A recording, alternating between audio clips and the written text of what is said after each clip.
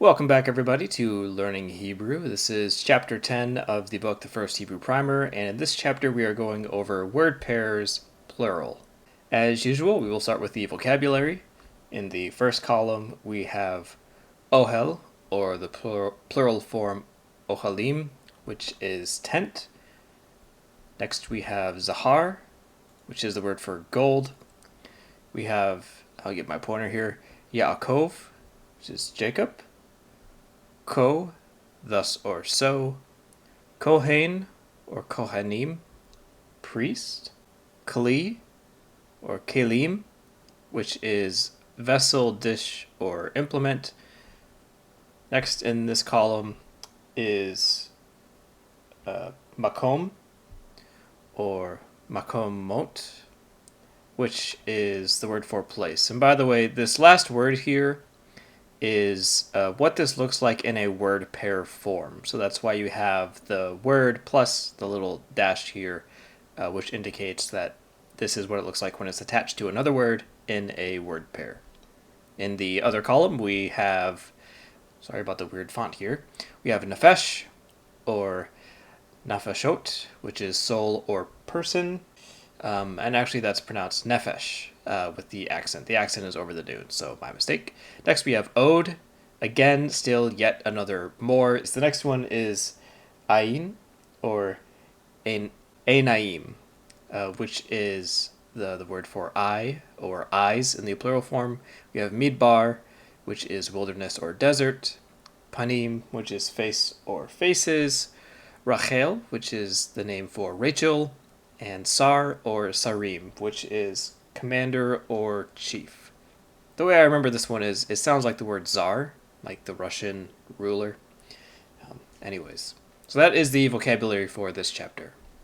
So in this chapter, which goes over the plural of word pairs, is actually very simple. We've already learned the main components of what we're going over today. We already know how word pairs function and how to translate them. We already recognize plural forms. We know how prepositions work and how definite words work. So really, a lot of this is probably going to feel like review. So there's several things in this chapter I'm just sort of skipping through because it's just sort of a rehash. But as we've learned already, some forms of nouns can change their form when they're the first word of a Hebrew pair. So we learned that last time, but the same is true with plural forms. The plural forms of nouns can change their form. But as always, the second word of a word pair always remains unchanged. So we're going to look first at plural nouns ending in im. I don't know why I have a hieroc missing here, but there's a hieroc missing there, which is the masculine plural ending. So when a plural noun ending in im, that hieroc yod mem, when that is the first word of a word pair, the im, hieroc yod mem, ending changes to a tsere yod. Sometimes other vowels change too, and some of the examples they give are as follows. Have sha'arim, which is gates. But when you have it in a word pair form, that hieroc yod mem ending changes to a tsere yod. So here it would be sha'arei ir, gates of a city. Another example they give is the word for sons, which is banim. But when it's in a word pair form, it's b'nei. So here we have b'nei mishpacha, which is sons of a family. So that's how some things change with the masculine plural form ending. However, in the feminine plural form ending ot, it doesn't change at all. When the plural noun ending in ot is the first word, the ot ending remains. Often there are vowel changes in the rest of the words. So a couple examples the book gives. We have the word daughters, which is banot. But when we have it in a word pair form, it's still banot, that ending changes, but there is a vowel change here. It goes from a comet to a shiva. I don't know the rule for how a vowel changes. For example, what vowel would change to what other vowel in a word pair form. But you can notice vowel changes in the ot ending when it is in a word pair. The other example they give is for fathers, which is avot, in a word pair form, like in this phrase, avot ha'am, which is the fathers of the nation. And remember, the last word in a word pair determines whether the rest of the sentence, whether the rest of the word pair is definite or indefinite. In this case, the last word is definite, therefore the whole thing is definite. So the fathers of the nation. And again, you'll notice that vowel change here under the aleph. Next, we are looking over inseparable propositions and word pairs. And inseparable propositions, remember, are the proposition letters that are attached as prefixes to a noun. So when an inseparable preposition is used in a word pair, the preposition is attached to the first word. And the first word of a word pair is always written as indefinite. This is a note that the book gives, which is important to know. So here's an example. So we have this word here, ba'einei melech, which is in eyes of a king, which is a weird phrase, but it's an indefinite phrase. This next one, you still have that same beginning word, ba'einei, but the second word is definite, ha-melech. So this isn't in eyes of the king, this is in the eyes of the king. Even though the preposition here, the form it's taking is as an indefinite preposition. It has that shava beneath it, which usually indicates that this word should be indefinite. However, in a word pair form, again, whether or not the words in the word pair are definite or indefinite are dependent upon the last word of the word pair. In this case, this word is definite, therefore everything else is definite, even if it has a preposition. And then this one here, ba'einei David, which is in the eyes of David. And David is a proper noun, so it is definite by nature, therefore the rest of this phrase is definite also. So that is how inseparable prepositions and word pairs work. So this chapter also introduces a new grammatical rule or grammatical factor, whatever language point of interest, whatever you want to call this. It is called the hey of direction. So there is an ending in Hebrew that is a suffix, 2 words, nouns, and it is a comet's hey construction.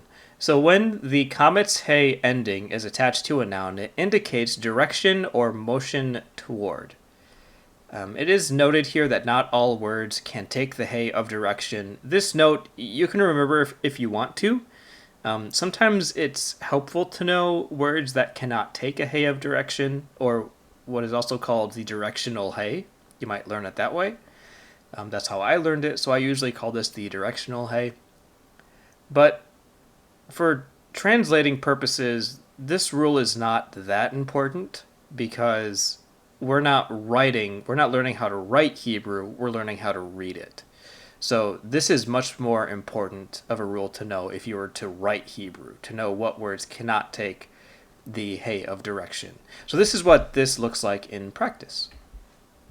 So on the right here we have regular nouns. We have ha'ohel, we have eretz, habayit, and hahar. The tent, land, the house, and the mountain. So when you attach a hey of direction or directional hey at the end, it changes the meaning, obviously. And you can also see how it looks different, and it also affects vowels. So here we have ha'ohela, artza, habaita, hahara. So even though my pronunciation might not have been that great, the hey of direction, again, indicates direction or motion towards. So this says toward the tent. This is toward the land or landward, toward the home or homeward, and this is toward the mountain or technically even toward the hill or hillward, if that's the phrase. That's really what this is. And some of the other examples that are given in the book, when it's attached to a place like Jerusalem or Egypt, that would be toward Egypt or toward Jerusalem. There is also a phrase that's learned later when the directional hey is attached to the word sea, like a body of water, sea, like SEA in English.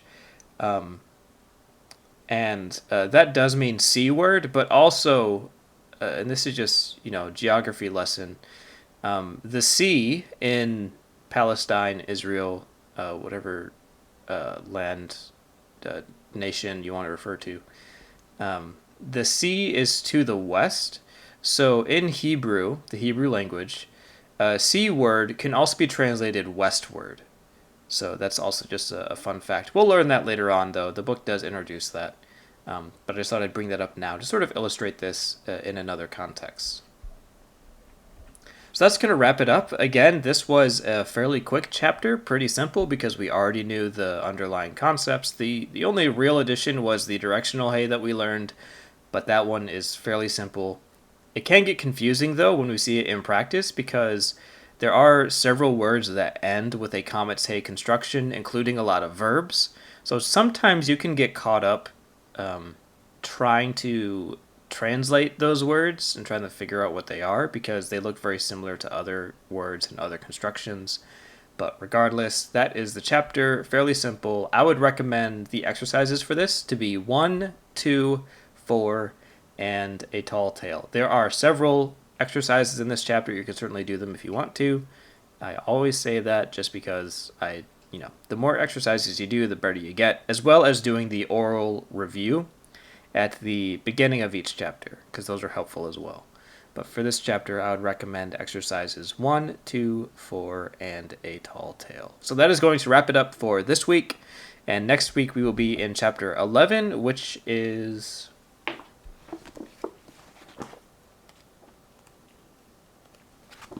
the imperfect tense. So looking forward to that, getting back into verbs. And from this point on, we will be dealing mostly with verbs. So that'll be fun. Anyway, so I hope this works out well for you. I hope this has been helpful. If this has been helpful, drop a like, subscribe to the channel, all that good stuff. And I will see you next time.